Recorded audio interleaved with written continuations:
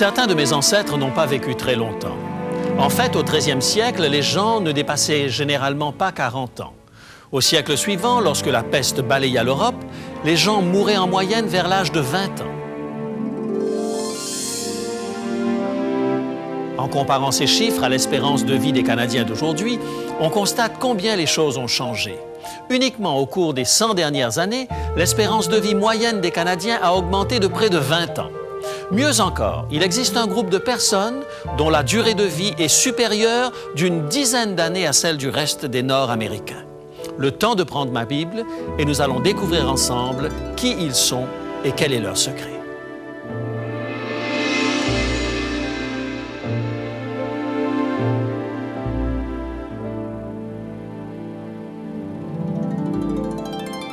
Vous êtes à l'écoute de l'émission « Il est écrit ».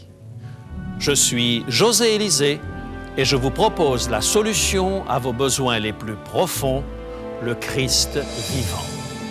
Le sujet d'aujourd'hui, aucune de ces maladies. En naviguant sur Internet il y a quelque temps, je suis tombé sur un site plutôt morbide, proposant une horloge de la mort. Il suffit d'entrer quelques informations, genre date de naissance, sexe, etc. et vous recevez en retour une prédiction sur la date probable de votre mort. Et les secondes commencent à défiler jusqu'à la date fatidique. Je n'ai aucune idée de l'exactitude de ces procédés, mais selon l'horloge de la mort, la date probable de mon décès est le 25 février 2020. Je préfère de très loin le mode de calcul de Statistique Canada, car eux ne m'envoie ad patres qu'en mai 2023. Mais quel que soit le mode de calcul, je commence à trouver que la vie est bien courte. Et c'est précisément ce que la Bible tente de nous rappeler par la plume de l'apôtre Pierre dans sa première épître au chapitre 1er et le verset 24. 1 Pierre, chapitre 1 et le verset 24. « Car toute chair est comme l'herbe, et toute sa gloire comme la fleur de l'herbe. L'herbe sèche et la fleur tombe. » En d'autres mots, tout ne tient qu'à un battement de cœur. Avant même de vous en apercevoir, l'horloge de la mort sonne et une vie, qui vous semblait une éternité lorsque vous étiez enfant, s'est évanouie en un clin d'œil. 70 ans, 80, 90 peut-être, c'est le maximum que la plupart d'entre nous pouvons atteindre. Et ce n'est vraiment pas beaucoup. Curieusement, le psaume 90 écrit voilà plus de 3000 ans, nous le disait déjà. Psaume 90 et le verset 10. Psaume 90 et le verset 10. « Les jours de nos années s'élèvent à 70 ans, et pour les plus robustes, à 80 ans. Et l'orgueil qu'ils en tirent n'est que peine et misère, car ils passent vite et nous nous envolons. » La Bible est claire sur ce point. Nous n'avons pas beaucoup de temps. Et pourtant, même si la mort est aussi inévitable que les impôts, vous pouvez ralentir l'horloge de la mort, car la Bible vous donne des informations qui ajouteront des années à votre vie. Certes, vous n'échapperez pas à la tombe, à moins que Jésus ne revienne avant. Mais différentes études ont clairement démontré que ceux qui vivent selon les principes de santé biblique vivent de 6 à 10 ans de plus que le reste de la population. Youpi! Me voilà propulsé maintenant à 2033. Et pour faire bonne mesure, ces personnes sont généralement moins atteintes par la maladie et jouissent davantage de la vie. Certaines personnes ne peuvent s'imaginer être heureuses en vivant selon les principes bibliques. Cette réaction repose sur l'idée préconçue que la vie chrétienne enlève toute joie. On a de la peine à concilier principe de vie saine et joie de vivre. Pourtant, voici ce que Jésus dit dans l'Évangile de Jean. Chapitre 10 et le verset 10. Évangile de Jean, chapitre 10 et le verset 10. « Le voleur ne vient que pour dérober, égorger et détruire. Moi, je suis venu afin que les brebis aient la vie et qu'elles soient dans l'abondance. » Jésus affirme que Dieu désire rendre notre vie meilleure. Tous ceux qui ont mis en pratique les principes d'hygiène biblique dans leur vie peuvent vous assurer que cela est vrai. Non seulement vous vivrez plus longtemps, mais vous jouirez d'une bien meilleure qualité de vie. Quels sont les principes bibliques qui ajoutent des années de qualité à votre vie? On peut les résumer à 2.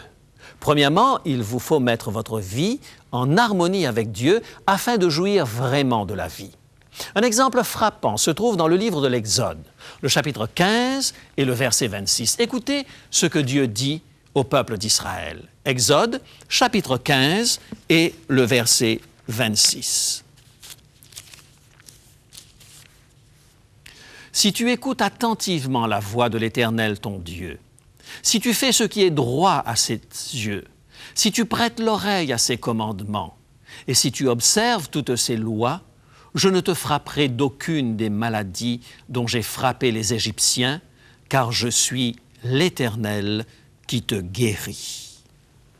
Si vous désirez jouir d'une meilleure santé et repousser le jour de vos funérailles, alors mettez votre vie en accord avec Dieu, car vous ne pouvez vous attendre à fonctionner au meilleur de vos capacités quand vous n'êtes pas en harmonie avec celui qui a conçu votre corps et vous maintient en vie. Une bonne relation avec Dieu est un élément clé pour une vie meilleure. Cependant, Dieu respecte votre liberté de choix. Aussi, tenir Dieu pour responsable de votre mauvais état de santé, c'est un peu comme rejeter sur votre médecin la responsabilité de votre cancer du poumon tout en refusant de cesser de fumer quand il vous le demande.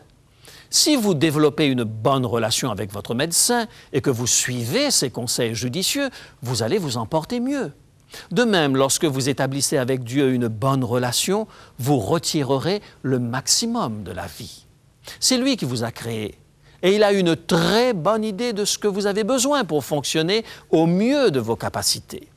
Si vous collaborez avec Dieu, même votre alimentation peut contribuer à accroître votre résistance et écarter la maladie. Lisons la promesse faite par Dieu aux Israélites dans le livre de l'Exode, au chapitre 23 et le verset 25. Exode, chapitre 23 et le verset 25. Vous servirez l'Éternel, votre Dieu, et il bénira votre pain et vos eaux, et j'éloignerai la maladie du milieu de toi. Une bonne spiritualité et une bonne santé vont de pair. Ceux qui ont une relation authentique avec Dieu ont une vie meilleure, et il y a un bon nombre de raisons à cela.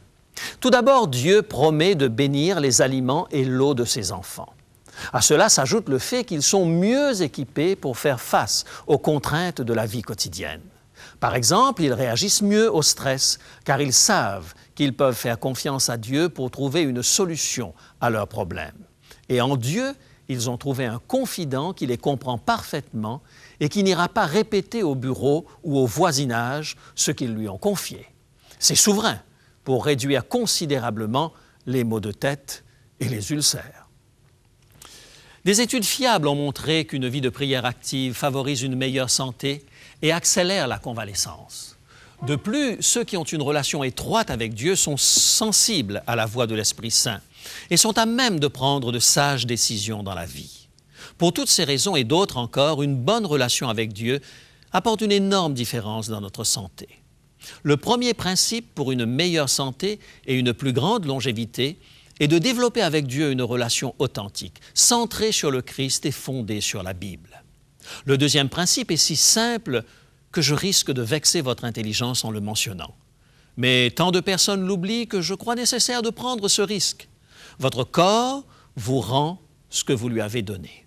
D'accord, ça ne relève pas de la science aérospatiale, mais cela mérite tout de même qu'on y regarde de plus près. Risquons une illustration. Un monastère portugais construit au sommet d'une falaise de 100 mètres n'avait d'autre moyen d'accès qu'un panier d'osier attaché à une longue corde. Les moines servaient de moteur pour hisser les visiteurs jusqu'au sommet. Un jour qu'un visiteur se préparait à quitter le monastère et prenait place dans le panier, il inspecta soigneusement la corde qui le retenait. Il remarqua qu'elle était passablement effilochée à certains endroits. Inquiet, il se tourna vers les moines et demanda « À quelle fréquence est-ce que vous remplacez cette corde ?» Pendant qu'ils disparaissaient de leur vue, une voix répondit « Nous la changeons chaque fois que la vieille corde se rompt. » C'est un manque de planification plutôt inquiétant, n'est-ce pas? Et pourtant, c'est de cette façon que la plupart d'entre nous traitons notre corps. Nous vaquons à nos occupations sans jamais vérifier la corde et nous sommes surpris lorsqu'elle se casse. Le simple bon sens nous dit qu'on ne peut traiter notre corps n'importe comment et s'attendre à un fonctionnement optimum. Votre corps, ce don de Dieu, est une machine extraordinaire. La science moderne n'est pas encore arrivée à percer les mystères de ce que Dieu a créé. Aucun ordinateur ne possède autant de caractéristiques que l'esprit humain, capable d'aimer, de prier et même de s'interroger sur sa propre existence. Aucun engin mécanique n'est aussi polyvalent que votre main et aucune caméra n'est aussi ajustée avec autant de précision que l'œil humain. Cependant, nous traitons souvent nos machines avec plus de soin que nous ne traitons nos propres corps. Nous entretenons nos voitures parce qu'elles nous coûtent cher. Nous huilons nos outils et les rangeons soigneusement après usage parce que nous voulons les garder longtemps. Mais la plupart du temps, nous poussons sans délicatesse cette machine irremplaçable dans ses retranchements. C'est une bien mauvaise idée parce que notre corps est un instrument de précision qui ne durera pas éternellement. Et techniquement parlant, il ne vous appartient même pas. Il vous a été prêté par Dieu. Voyez ce qu'en dit l'apôtre Paul dans sa première épître aux Corinthiens, chapitre 6 et le verset 19. 1 Corinthiens, chapitre 6 et le verset 19. Ne savez-vous pas que votre corps est le temple du Saint-Esprit qui est en vous, que vous avez reçu de Dieu et que vous ne vous appartenez point à vous-même? Mon ami Eugenio est un fanat de belles voitures. Chaque hiver, il remise sa belle Camaro au garage et ne la ressort qu'au printemps. Imaginons qu'il soit disposé à me la prêter pour 2 mois. En me remettant les clés, il me chuchote à l'oreille « S'il te plaît, prends-en bien soin. »« Aucun problème, c'est promis, j'y veillerai. » Or, je n'en prends aucun soin et lorsque Eugenio récupère sa voiture après 2 mois, il est absolument horrifié de ce que j'en ai fait. Les pneus sont complètement usés sur l'extérieur parce que j'ai conduit à une vitesse excessive dans les virages, la peinture était raflée à plusieurs endroits et je ne me suis jamais soucié de nettoyer cette voiture. Et même si une étiquette bien en vue sur la portière du réservoir d'essence indiquait de n'utiliser que de l'essence de première qualité, j'y ai mis une essence de qualité inférieure et le moteur est maintenant encrassé. Pour couronner le tout, j'ai fumé dans l'auto en jetant mes mégots sur la moquette. J'ai laissé les enfants manger de la poutine sur le siège arrière et mon chien a élu domicile sur le siège du passager. Croyez-vous que Eugenio appréciera? Certainement pas, car il m'avait confié son bien le plus précieux, après son épouse bien sûr, et je n'en ai pris aucun soin. En agissant de la sorte, j'ai démontré du mépris à son égard. Il est peu probable qu'il me prêtera sa voiture une seconde fois. De la même manière, la Bible dit que notre corps ne nous appartient pas, il appartient à Dieu. Nous sommes pour la plupart d'entre nous très chatouilleux en ce qui concerne nos effets personnels et nous nous étonnons de ce que Dieu se soucie de la manière dont nous traitons notre corps. Paul écrit dans la suite du texte, 1 Corinthiens, chapitre 6 et le verset 20. 1 Corinthiens, chapitre 6 et le verset 20. Car vous avez été rachetés à un grand prix. Glorifiez donc Dieu dans votre corps et dans votre esprit qui appartiennent à Dieu. On peut estimer la valeur d'un objet par le prix que les gens sont disposés à payer pour le posséder. Si je demandais 30 000 $ pour ma voiture usagée, par exemple, tout le monde en rirait. J'ai beau y être attaché, personne ne sera prêt à payer ce prix. Mais si quelqu'un m'offrait 5 000 $, cela correspondrait assez à la valeur réelle de ma voiture. Elle ne vaut seulement que ce que les gens sont prêts à payer. Or, la Bible me dit que Jésus-Christ a estimé ma vie à une valeur qui dépasse l'entendement. Il a offert sa propre vie pour la mienne. Si Dieu m'accorde une aussi grande valeur, comment devrais-je me traiter moi-même? Puisque nous avons été rachetés à un grand prix, Paul nous invite à glorifier Dieu dans notre corps, à nous efforcer d'en prendre soin du mieux de nos connaissances. Que faire pour prendre soin de soi-même? Certaines chaînes d'infopublicité nous gavent de toutes sortes de gadgets et de régimes conçus spécialement à notre intention. Un gourou de la santé nous invite à manger plus d'hydrates de carbone et le suivant nous dit de les éliminer totalement. Un docte personnage affirme qu'il faut ingurgiter davantage de protéines et immédiatement après, un autre nous dit d'en manger moins.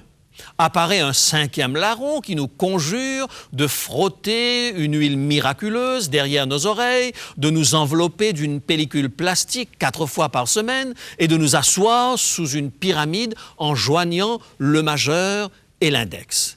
Avouez qu'on ne sait plus à quel saint se vouer à la fin. Première prescription, ignorez tous ces faiseurs de pluie et lisez le manuel du propriétaire. Il a été scientifiquement prouvé que les gens qui vivent selon les principes bibliques de santé vivent jusqu'à 10 ans de plus que la moyenne. Un groupe de personnes a lu et suivi soigneusement le manuel du propriétaire depuis plus d'un siècle déjà, et leur histoire témoigne de la sagesse de la Bible. Déjà, en mars 1984, le Saturday Evening Post publiait un article écrit par John Cook intitulé « Une Église dont les membres ont moins de cancer ».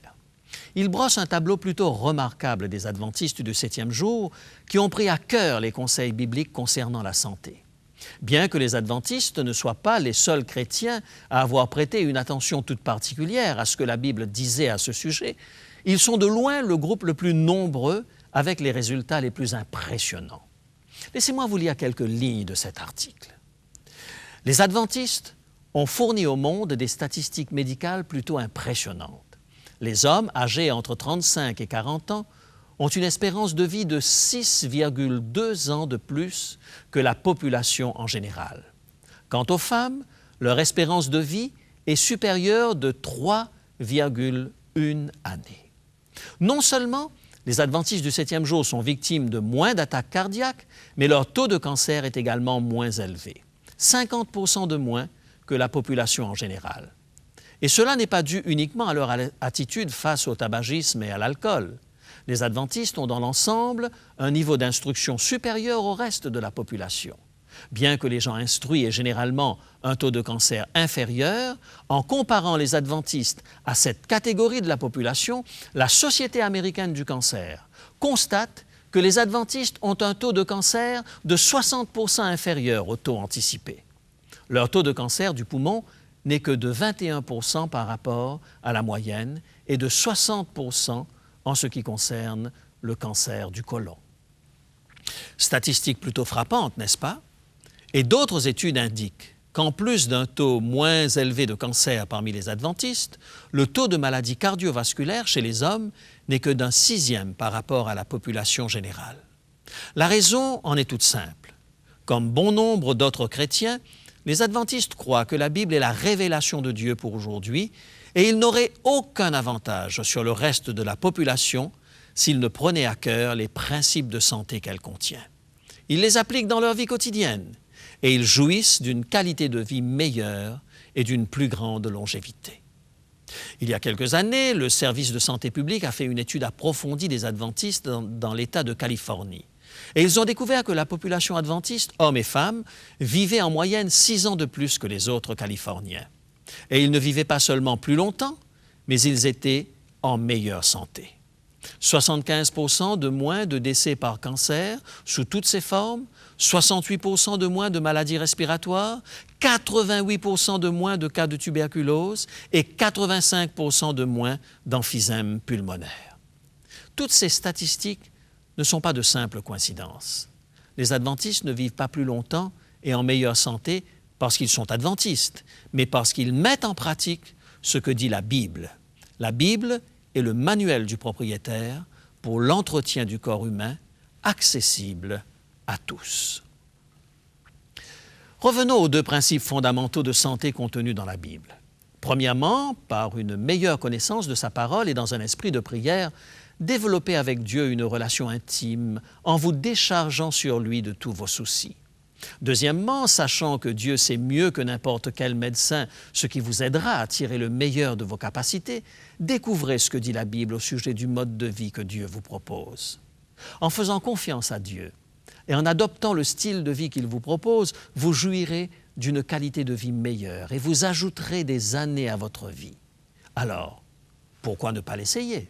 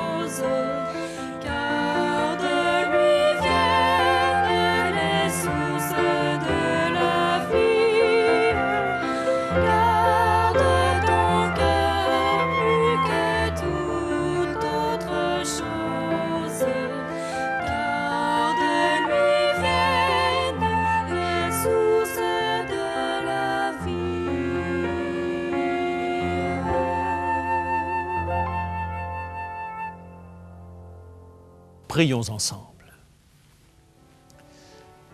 Père Céleste, nous réalisons le prix élevé que tu as payé pour nous à la croix du Calvaire. Aujourd'hui, nous t'exprimons notre désir d'étudier ta parole pour y découvrir la joie et la vie abondante que tu nous as promises. Nous te prions d'ouvrir nos yeux pour que nous voyions Jésus et que nous commencions à comprendre toute la valeur que tu accordes à notre santé ici-bas. Merci de t'intéresser si profondément à notre bonheur. C'est au nom de Jésus que nous te le demandons. Amen.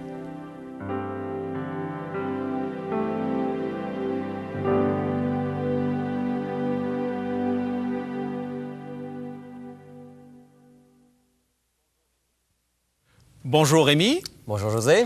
Bonjour Jean-Guy. Bonjour José. Ça m'est difficile de garder mon sérieux parce qu'aujourd'hui, tu te présentes à nous avec un vêtement de diététicien, c'est cela? Justement, José, c'est justement pour vous présenter un petit peu quelque chose de tout à fait particulier qu'on appelle les productions Gradure. C'est un nouveau film des Wayne Watchers et non pas des Weight Watchers. On les appelle les indésirables. Tout d'abord, nous avons ici Fritz Lafrite. C'est le cousin, c'est le chef de la bande. Il est issu d'un milieu riche et graisseux et il réussit toujours à se tailler une meilleure place alentour de la taille. Celui-là. Oui. Ensuite, nous avons Zita Cola. C'est le compagne de Fritz Lafrite.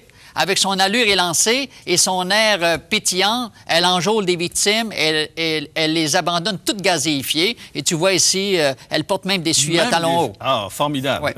Ensuite, nous avons Chico Cola. Ça, c'est le chocolat. C'est le chocolat. Il est natif du Sud, ce qui explique son teint foncé. Il séduit ses victimes par son arôme et il leur colle souvent après pour la vie. Nous avons ensuite Chipette Ouimet. C'est le cousin de Fritz Lafrite. Bruyant, tenant un langage particulièrement salé, il laisse des traces de graisse partout où il passe. Alors, ce sont les chips. Nous avons ensuite Donut. Souvent rond, il boit comme un trou. Son vice, faire la grasse matinée avec sa compère prénommée Café. Alors, ensemble, ils ravagèrent la face du monde. Personne n'est à l'abri, ni moins les jeunes. Alors, c'est signé Mario Diète. Intéressant, intéressant. En fait, c'est vrai que le mélange de ces différentes choses dans une alimentation régulière est quelque chose qui est vraiment nocif pour la santé. Et toi, Rémi, qu'est-ce que tu nous dis aujourd'hui par rapport... Dans la droite ligne de l'émission et de ce que Jean-Guy vient de nous rappeler, nous avons aujourd'hui deux offres, un livre d'une part et un cours gratuit très intéressant. Alors, si vous souhaitez en savoir plus sur les lois de la santé, notre livre du jour va vous intéresser. Vont apparaître maintenant sur l'écran nos deux offres. D'une part, un livre intitulé « La vie en abondance ». Dans ce livre, qui coûte seulement 12 $, vous trouverez les 8 principes fondamentaux d'une bonne santé. N'hésitez pas à demander notre livre, à vous procurer votre exemplaire de « La vie en abondance ». C'est vraiment un livre extraordinaire et très simple. Et puis, notre cours gratuit, c'est le cours « Vie et santé », un cours que vous pouvez suivre par correspondance, entièrement gratuit, et qui lui aussi fait le tour des principales lois de la santé. Alors écrivez-nous, téléphonez-nous. Dans un instant, voici nos coordonnées pour le livre « La vie en abondance » ou notre cours « Vie et santé ». À bientôt.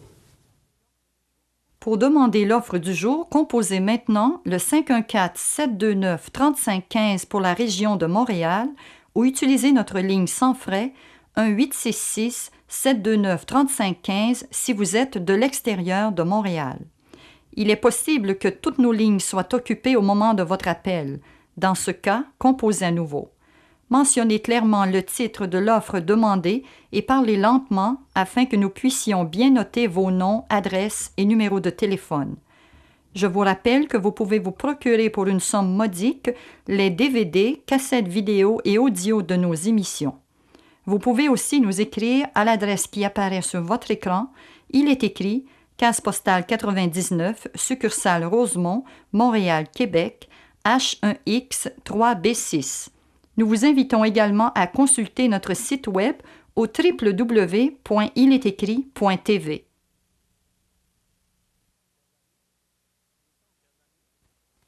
Chers amis, il est temps maintenant de nous quitter.